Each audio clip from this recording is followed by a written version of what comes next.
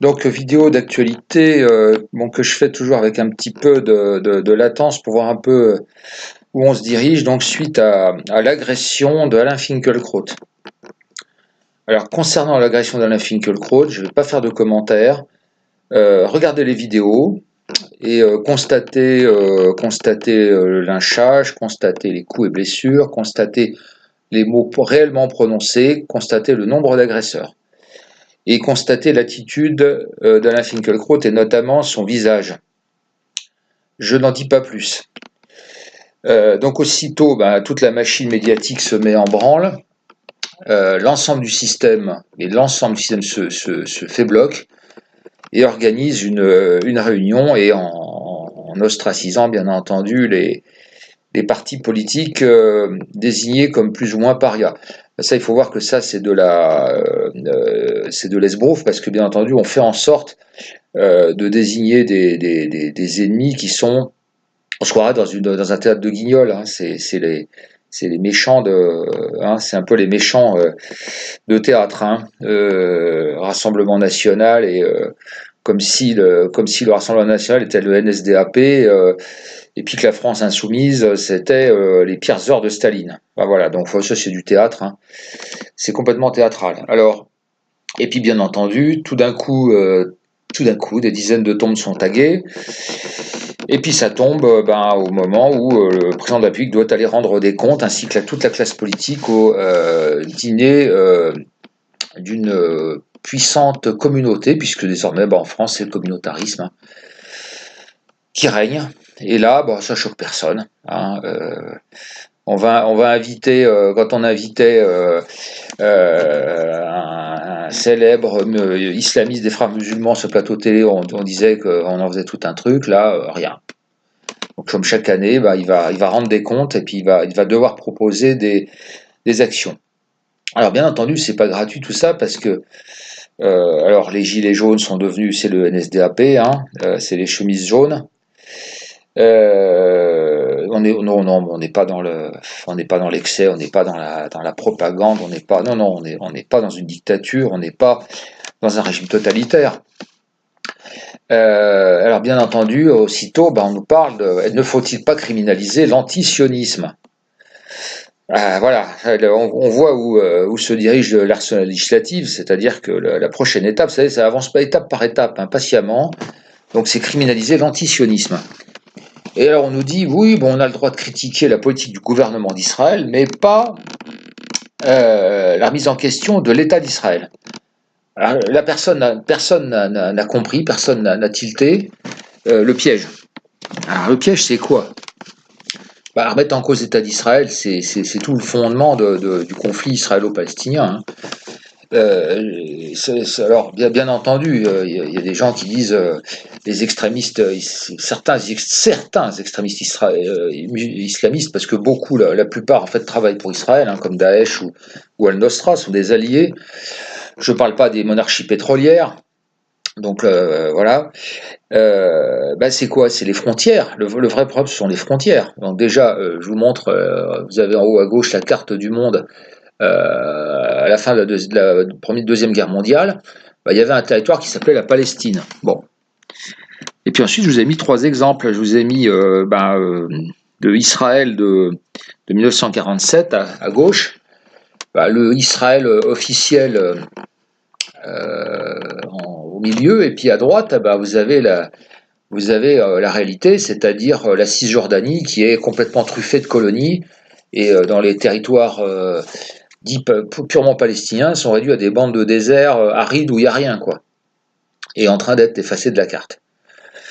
Donc à partir du moment où une loi sera votée, on ne pourra plus discuter, c'est le piège est là, on ne pourra plus discuter des frontières d'Israël, parce qu'on vous dira que vous tombez sous le coup de la loi, vous mettez en cause l'État d'Israël, et le piège se ferme. Voilà. Alors, moi, quelle est ma position là-dessus? Ma position là-dessus, elle est très simple. Je suis un Français dans un pays dévasté économiquement, colonisé par le 4e Reich,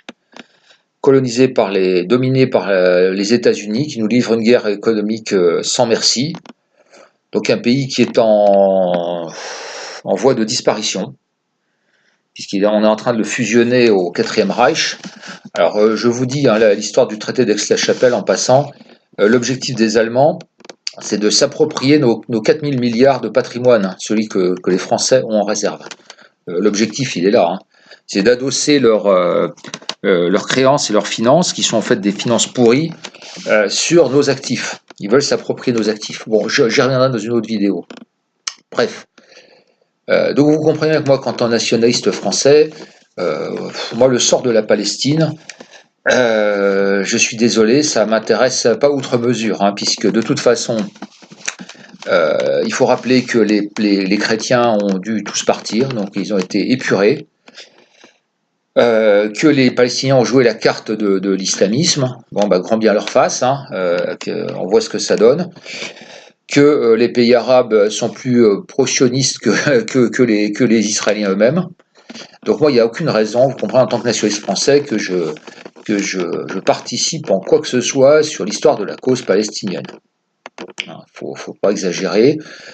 Voilà.